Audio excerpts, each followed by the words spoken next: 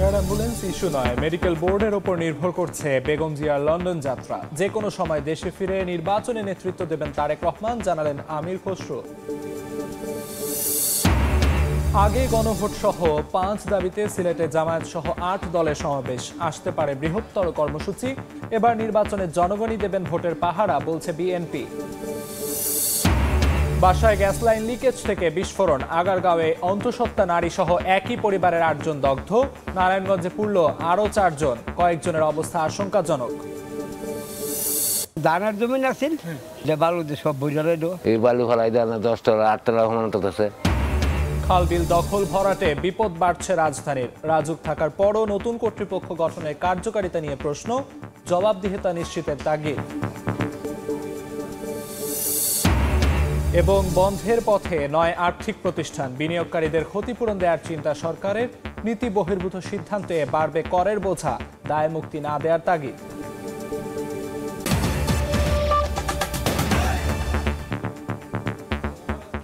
সময় সংবাদের সঙ্গে আছি আমি আমিরুল ইসলাম আলিফ। এয়ার অ্যাম্বুলেন্স ইস্যু নয়, মেডিকেল বোর্ডের সিদ্ধান্তের উপর নির্ভর করছে বিএনপি চেয়ারপারসন বেগম খালেদা জিয়ার লন্ডন যাত্রা। দলের ভারপ্রাপ্ত চেয়ারম্যান তারেক রহমান যে কোনো সময় দেশে ফিরে নির্বাচনে নেতৃত্ব দেবেন। রাজধানীর একটি হোটেলে সাংবাদিকদের কথা জানিয়েছেন দলের স্থায়ী কমিটির সদস্য আমির খসরু মাহমুদ চৌধুরী। দীর্ঘদিন ধরে লিভার, কিডনি, ফুসফুসের সংক্রমণ সহ নানা জটিলতায় ভুগছেন বেগম খালেদা জিয়া। হঠাৎই শারীরিক অবস্থার অবনতি হলে 23 নভেম্বর ভর্তি করা হয় এভারকেয়ার হাসপাতালে। এরপর 14 দিন ধরে চিকিৎসকদের নিবিড় পর্যবেক্ষণে বিএনপি চেয়ারপারসন। এন্ডোস্কোপির পর পাকস্থলীর রক্তক্ষরণ বন্ধ হলেও অপরিবর্তিত শারীরিক অবস্থা। কাতার সরকারের ব্যবস্থাপনায় জার্মানির এয়ার অ্যাম্বুলেন্সে লন্ডনে নেয়ার চিন্তা বিএনপির। শনিবার রাজধানীতে একটি হোটেলে দলের স্থায়ী কমিটির সদস্য আমির খসরু মাহমুদ চৌধুরী সাংবাদিকদের জানান, এয়ার অ্যাম্বুলেন্স ইস্যু নয়, সবকিছু নির্ভর করছে বেগম জিয়ার শারীরিক পরিস্থিতির উপর। মেডিকেল বোর্ডের সিদ্ধান্তের পর জানা যাবে কখন নেওয়া হবে বিদেশে। ডাক্তারদের মতামতের পরিপ্রেক্ষিতে ওনার বিদেশ যাওয়াটা নির্ভর করছে। ডাক্তাররা এখন সেটার উপর কাজ করছে, ওনাদের মধ্যে আলাপ আলোচনা চলছে। সুতরাং ওনার যখনই সিদ্ধান্ত দেবে তখন উনি বিদেশে ট্রাভেল করতে পারবেন। আমির খসরু জানান, তারেক রহমান যে কোনো সময় দেশে ফিরবেন। বাসা, কার্যালয় সব প্রস্তুত আছে। দেশে ফিরে নির্বাচনের নেতৃত্ব দিবেন বিএনপির ভারপ্রাপ্ত চেয়ারম্যান। আমরা জানি তারেক রহমান সাহেব আসবেন, সহসা দেশে ফিরবেন। ওনার বাড়িঘর সব প্রায় শেষের দিকে, ওনার অফিসের কাজও প্রায় শেষের দিকে, এবং ওনার বাংলাদেশে যে পরিকল্পনা আছে সবগুলো ভালোভাবে এগুলো পরিকল্পনাগুলো সব দলের পক্ষ থেকে, ওনার পক্ষ থেকে আমরা শেষ করে ফেলেছি। সুতরাং উনি যে কোনো সময় বাংলাদেশে আসবেন। তারেক রহমানের দেশে আসা নিয়ে গুঞ্জন অকারণ বলেও মন্তব্য আমির খসরুর। যারা গুঞ্জন করছেন তাদেরকে গুঞ্জন করতে দেন, অসুবিধা নেই। গুঞ্জনেরও তো কিছু লোক লাগে বাংলাদেশে। শাহিন আলম, সময় সংবাদ, ঢাকা। এই মুহূর্তে এভারকেয়ার হাসপাতালের সামনে আছেন রিপোর্টার সানবীর রূপল। সরাসরি যাচ্ছি তার কাছে। রূপল, কিছুক্ষণের মধ্যেই এভারকেয়ার হাসপাতালে বেগম খালেদা জিয়াকে দেখতে আসছেন ডক্টর জোবায়দুর রহমান, এবং কিছুক্ষণের মধ্যে তিনি পৌঁছাবেন। এর মধ্যে আমি দেখতে পেয়েছি যে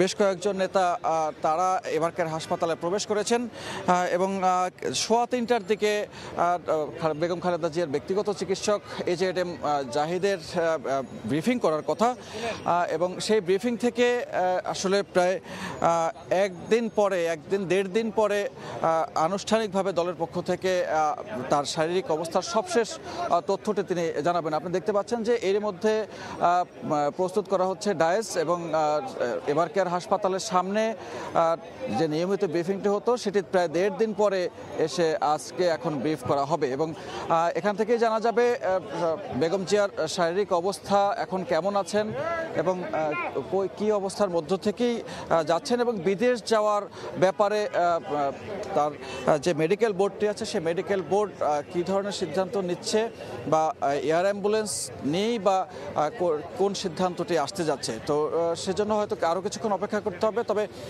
এর মধ্যে খুব কাছাকাছি দূরত্বেই আছেন ডক্টর জোবায়দুর রহমান। আমরা খবর পেয়েছি যে তিনি ধানমন্ডি থেকে বেশ কিছুক্ষণ আগেই রওনা দিয়েছেন। এবং গতকালকেও তিনি লন্ডন থেকে ঢাকায় ফেরার পর সরাসরি এখানে তাকে দেখতে এসছেন এবং প্রায় 3 ঘন্টার মতো অপেক্ষা করেছেন এবং পর্যবেক্ষণ করেছেন হাসপাতালের ভিতরে গিয়ে ডক্টর জোবায়দুর রহমান। এবং তারপর আবার তিনি বাসায় ফিরে গেছেন এবং তারপরে রাতে আবার আরও একবার তিনি এসেছিলেন এবং তখনও প্রায় ঘন্টা 3 মতো তিনি এখানে সময় অতিবাহিত করেছেন। এবং আজকে সকালবেলা থেকেই নানান রকমের উদ্বেগ উৎকণ্ঠা চলছিল যে এয়ার অ্যাম্বুলেন্সটি যেটি যা আসার কথা ছিল সেটি আসলে আসছে না আজকে, সেটি নিশ্চিতভাবেই বলা যায়। তবে সেটি কখন আসছে বা কি হতে যাচ্ছে সেটি হয়তো আমরা তার ব্যক্তিগত চিকিৎসক AZM জাহিদের তার যে ব্রিফিং আছে, স্থায়ী কমিটির সদস্য তিনি, তার সেই ব্রিফিং থেকে আমরা সবশেষ তথ্যটি জানতে পারবো। এই ছিল এভারকেয়ার হাসপাতালের সামনে থেকে এখন পর্যন্ত সবশেষ তথ্য। এভারকেয়ার হাসপাতালের সামনে থেকে সবশেষ খবরাখবর জানাচ্ছিলেন সহকর্মী সানভীর রূপল। বেগম জিয়ার সুস্থতা কামনায় রাজশাহীর পুঠিয়ায় একসঙ্গে 3 শতাধিক শিশু হাফেজ 100 বার পবিত্র কোরআন খতম দিচ্ছেন। হবে বিশেষ দোয়া ও মিলাদ মাহফিলও।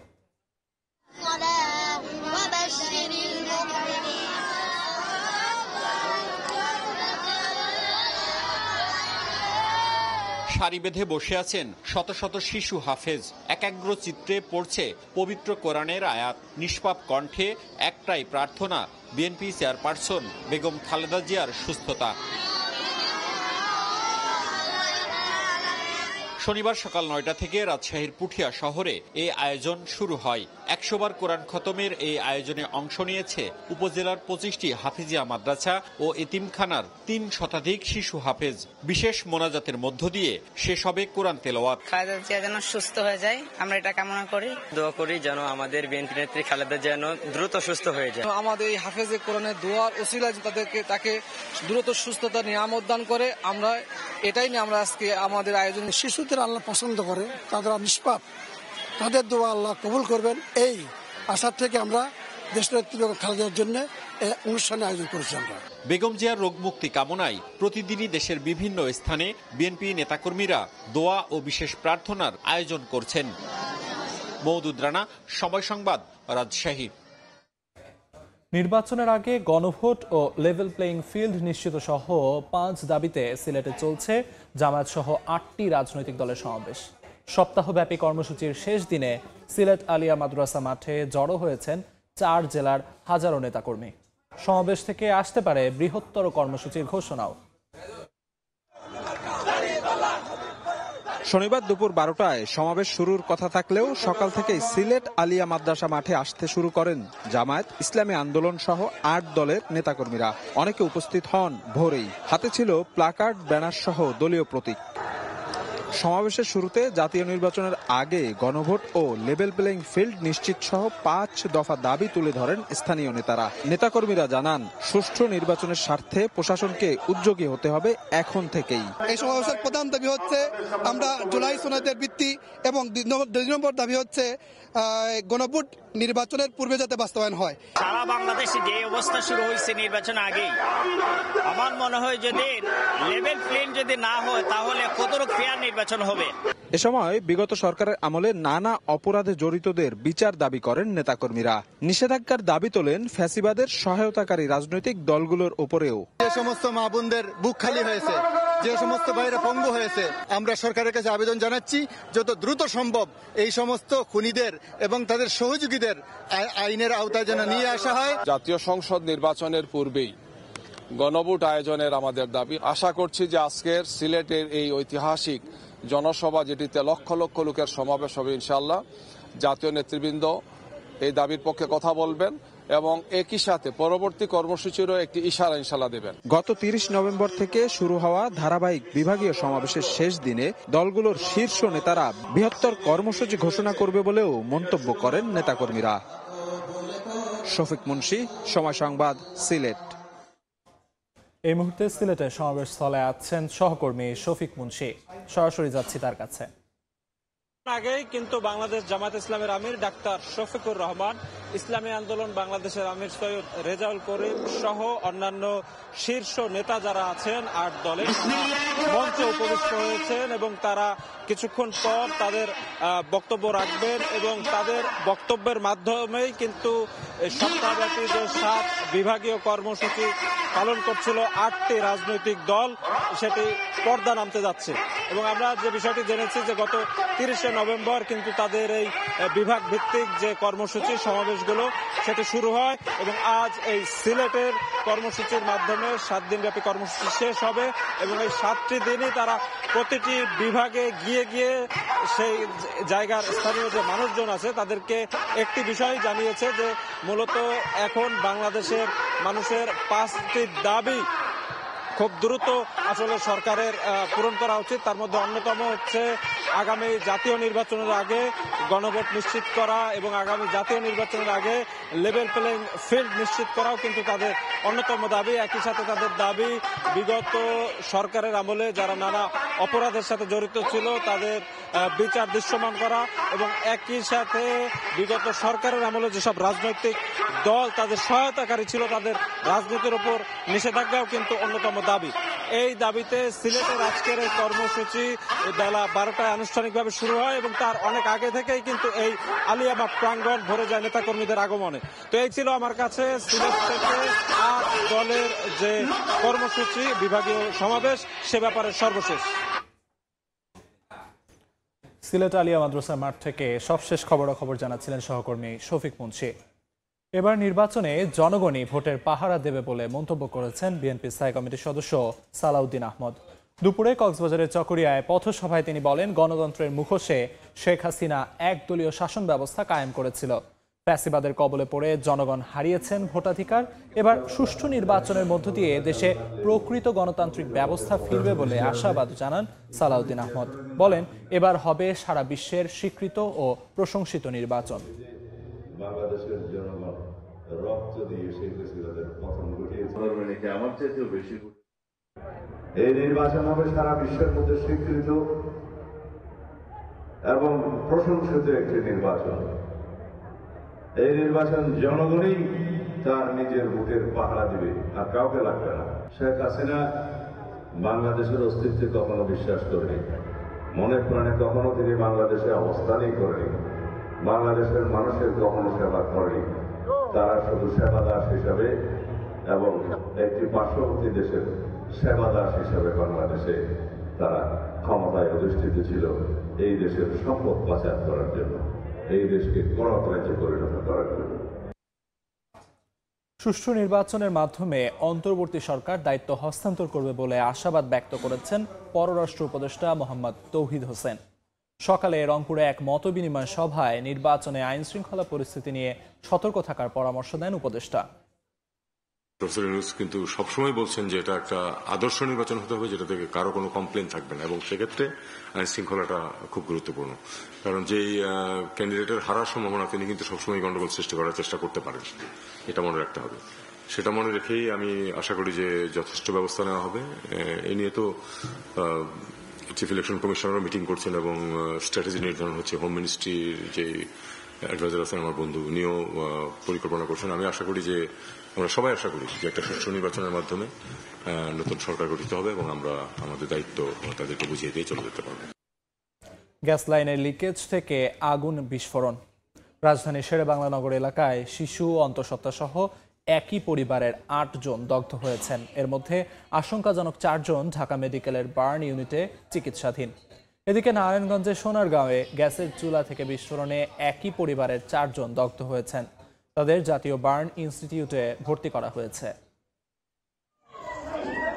ভোরের নিস্তব্ধতা ভেঙে হঠাৎ বিস্ফোরণের শব্দে কেঁপে ওঠে চারপাশ। গ্যাস লাইনের পাইপ ফেটে জমে থাকা গ্যাসে মুহূর্তেই ছড়িয়ে পড়ে আগুন। দগ্ধ হন শিশু, অন্তঃসত্ত্বা নারী সহ একই পরিবারের 8 জন। আগারগাঁওয়ের শেরেবাংলা নগর এলাকায় টিনশেড ভবনের একটি বাসায় শনিবার ভোরে ঘটে এমন মর্মান্তিক দুর্ঘটনা। বিস্ফোরণে টিনের চাল উড়ে গেছে, পুড়ে গেছে ঘরের আসবাবপত্র, জামাকাপড়। স্থানীয়দের অভিযোগ, সরকারি কলোনির কর্মকর্তা কর্মচারীরা অবৈধভাবে এসব টিনশেড বাসা নির্মাণ করেন। গ্যাস সংযোগও দেওয়া হয় অবৈধ উপায়ে।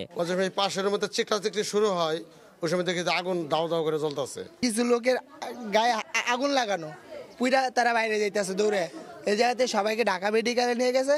পাইপগুলো সব পুরন, যে কোনো সময় এক জায়গায় লিক হয়। লিক হলে আমরা বারবার বলি, তারা কোনো কাজ করে না। শেরেবাংলা থানা পুলিশ ঘটনাস্থল পরিদর্শন করেন। অভিযোগ পেলে তদন্ত করে ব্যবস্থা নেওয়া হবে বলে জানায় পুলিশ। লাইনের ওখানে ওরা দেখবে, আর এরা তো আপনার বিস্ফোরণ হয়ে গেছে, ওরা চিকিৎসা হয়ে আসুক, আর আমাদের তারপরে যদি কোনো কমপ্লেন থাকে আমরা তদন্ত করবো ইনশাল্লাহ। বিস্ফোরণের পর দগ্ধদের উদ্ধার করে ঢাকা মেডিকেলের বার্ন ইউনিটে পাঠানো হয়। 4 জনের অবস্থা আশঙ্কাজনক, তারা হাসপাতালে চিকিৎসাধীন। বাকি 4 জনকে চিকিৎসা দিয়ে ছেড়ে দেওয়া হয়। এদিকে নারায়ণগঞ্জের সোনারগাঁও এলাকারও একটি বাসায় গ্যাসের চুলা থেকে বিস্ফোরণে একই পরিবারের 4 জন দগ্ধ হয়েছেন। গুরুতর অবস্থায় তাদেরকে জাতীয় বার্ন ও প্লাস্টিক সার্জারি ইনস্টিটিউটে ভর্তি করা হয়েছে। একই দিনে নারায়ণগঞ্জে আগুনে পুড়ে গেছে একটি মার্কেটের 30টি দোকান। ভোরে নগরীর নতুন পালপাড়া এলাকার সমীরকর মার্কেটে আগুন লাগে। 1 ঘন্টার চেষ্টায় আগুন নিয়ন্ত্রণে আসে। এই ঘটনায় কেউ হতাহত হয়নি। আবু সাইদ নিশান, সময় সংবাদ, ঢাকা। সময় সংবাদে আরও থাকছে। জন্মসূত্রে নাগরিকত্ব চ্যালেঞ্জ মামলার শুনানিতে সম্মত যুক্তরাষ্ট্রের সুপ্রিম কোর্ট। ট্রাম্পের নির্বাহী আদেশ আটকে থাকায় আদালতের রায়ই হবে চূড়ান্ত। বিদেশ থেকে চিনি আমদানি বন্ধ হয়েছে বলে জানিয়েছেন শিল্প উপদেষ্টা আদিলুর রহমান খান। বলেন, দেশের জমে থাকা চিনি আগে টিসিবির মাধ্যমে বিক্রয় করে শেষ করা হবে। শনিবার সকালে নাটোরে উত্তরা গণভবন পরিদর্শন শেষে তিনি কথা বলেন। এ সময় তিনি আরও জানান, শুধুমাত্র ভর্তুকি দিয়ে চিনিকলগুলো চালানো সম্ভব নয়। চিনিকলগুলোকে লাভজনক করতে প্রয়োজন অর্থায়ন। সরকারি ও বেসরকারি বিনিয়োগ দিয়ে শিগগিরই চিনিকলগুলোকে লাভজনক করা হবে। পাশাপাশি অন্যান্য উৎপাদনও বৃদ্ধি করা হবে। এজন্য দেশি উদ্যোক্তাদের সঙ্গে যোগাযোগ চলছে বলেও জানান উপদেষ্টা।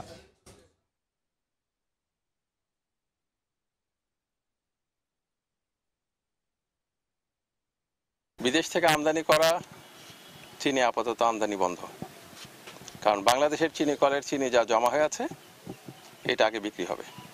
টিসিবির মাধ্যমে আমরা বিক্রি করছি। শুধুমাত্র ভর্তুকি দিয়ে চালানো সম্ভব না। আমাদের এখানে যেটা লাগবে সেটা হচ্ছে ইনভেস্টমেন্ট, লোকাল এবং ফরেন। আমরা চেষ্টা করছি আমাদের অল্প সময়ের মধ্যে যেটুকু পারি সেই হিসাবে আমরা যোগাযোগও করেছি। জন্মসূত্রে মার্কিন নাগরিকত্ব চ্যালেঞ্জ করা ঐতিহাসিক মামলার শুনানি করতে সম্মত হয়েছেন যুক্তরাষ্ট্রের সুপ্রিম কোর্ট। ট্রাম্পের নির্বাহী আদেশ আটকে থাকায় এখন আদালতের রায় ঠিক করবে যুক্তরাষ্ট্রে জন্ম নিলে নাগরিকত্ব মিলবে কিনা। সরকার ও মামলার বাদী অভিবাসী বাবা মায়েদের মধ্যে মৌখিক শুনানির তারিখ নির্ধারণ করবেন আদালত। রায় যদি ট্রাম্পের অবস্থানকে সমর্থন করে তাহলে যুক্তরাষ্ট্রের জন্মসূত্রে নাগরিকত্ব শেষ হয়ে যেতে পারে। আর যদি বাদীদের পক্ষে যায় তাহলে বৈধ অবৈধ অবস্থান নির্বিশেষে জন্মসূত্রে নাগরিকত্ব বহাল থাকবে। আসছে ফিফা বিশ্বকাপে মেসি রোনালদোর দেখা হচ্ছে কোয়ার্টার ফাইনালেই। দুই দলই যদি গ্রুপ চ্যাম্পিয়ন হয়ে প্রথম রাউন্ড শেষ করে তবে শীর্ষ 8-এ দেখা হবে তাদের। এছাড়াও কোয়ার্টার ফাইনালেই বিদায় ঘণ্টা বেজে যেতে পারে ফ্রান্স, নেদারল্যান্ডস, স্পেন, ইংল্যান্ডের মতো দলগুলোর। অন্যদিকে ব্রাজিল এবং আর্জেন্টিনা নিজ নিজ গ্রুপে চ্যাম্পিয়ন হলে সেমিফাইনালের আগে তাদের দেখা হওয়ার সম্ভাবনা নেই। লিওনেল মেসির ডাবলস নাকি ক্রিস্টিয়ানো রোনালদোর প্রথম? 2026 ফিফা বিশ্বকাপের ড্র অনুষ্ঠিত হওয়ার পর সবচেয়ে আলোচিত প্রশ্ন বোধ হয় ভক্তদের মাঝে এখন এটাই। তবে এবার যে ফরম্যাটে অনুষ্ঠিত হবে বিশ্বকাপ তাতে এই দুই কিংবদন্তির যে কোনো একজনের যাত্রা থেমে যাবে কোয়ার্টার ফাইনালেই।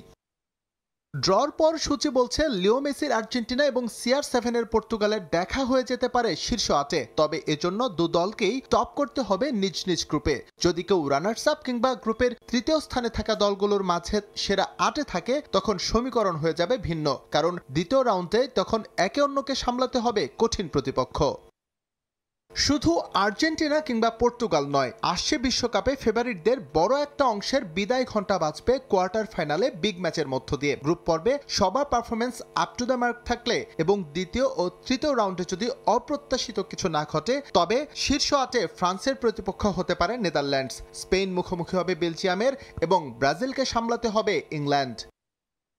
ফুটবল বিশ্বের সবচেয়ে প্রত্যাশিত ম্যাচ অর্থাৎ ব্রাজিল আর্জেন্টিনা সুপার ক্লাসিকো হওয়ার সম্ভাবনা আছে মার্কিন বিশ্বকাপেও। তবে সেটা ফাইনালে না হয়ে যেতে পারে সেমিফাইনালেই। যদিও এই ম্যাচের পূর্ব শর্ত হচ্ছে দুই দলকেই গ্রুপ পর্ব শেষ করতে হবে শীর্ষে থেকে।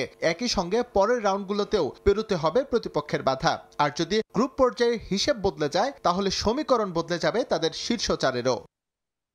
বিশ্বকাপের ড্র অনুষ্ঠিত হলেও এখনও বাকি আছে 6টি spot. Inter confederation play of শেষ করে গ্রুপগুলোতে জায়গা করে নিতে পারে ইতালির মতো হট ফেভারিট টিম। সেক্ষেত্রে গ্রুপ পর্বের ম্যাচগুলোতেই ব্যাপক থ্রিল উপহার পেতে পারেন ভক্তরা। তাছাড়াও বেশ কিছু টিমকে ভাবা হচ্ছে আন্ডারডগ হিসেবে। সুতরাং ফেভারিটদের কারো বিদায় আসরের শুরুর দিকে হলেও অবাক হওয়ার কিছুই থাকবে না। এস এম ইকবাল, সময় সংবাদ। আরও একটা শিরোপার হাত ছোঁয়া দূরত্বে লিওনেল মেসির ইন্টার মায়ামি। MLS কাপের ফাইনালে রাতে ভ্যানকুভারের মাঠে নামবে দ্য হেরন্স। সেই স্টেডিয়ামে ম্যাচ শুরু হবে রাত 1:30টায়। MLS কাপের ফাইনালে মাঠে নামার আগে ভালো ছন্দে আছে ইন্টার মায়ামি। এই ম্যাচে পূর্ণ শক্তির দল পাচ্ছেন Javier Mascherano. Leo Messi, Jordi Alba, Sergio Busquets, Rodrigo De Paul সহ সবাই আছেন ফিট। সম্ভাব্য 4-3-3 ফরমেশনে স্কোয়াড সাজানোর পরিকল্পনা কোচের। ঘরের মাঠে এই ম্যাচে কোনো ভুল করতে চায় না মেসিরা, কেননা এই ম্যাচ দিয়েই অবসরে যাচ্ছেন লিওর 2 সতীর্থ জর্ডি আলবা ও সার্জিও বুস্কেটস। এদিকে প্রতিপক্ষ ভ্যানকুভারের বিপক্ষে পরিসংখ্যানে কিছুটা পিছিয়ে থাকলেও শিরোপা হাতছাড়া করবে না ইন্টার মায়ামি।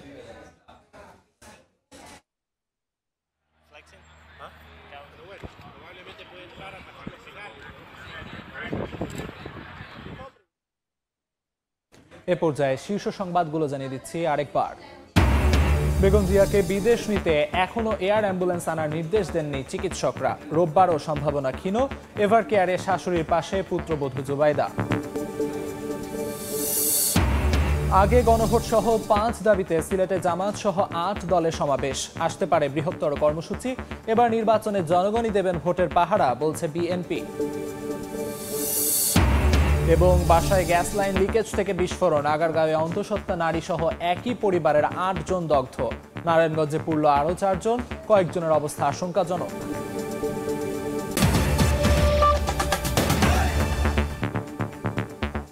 এই ছিল বিকেল 3টার সময় সংবাদে। এরপর আন্তর্জাতিক সময় নিয়ে সঙ্গে থাকবেন আলিশা ইসলাম। ধন্যবাদ আলিফ। আন্তর্জাতিক সময় নিয়ে আসছি কিছুক্ষণ পর, সঙ্গে থাকুন সময়।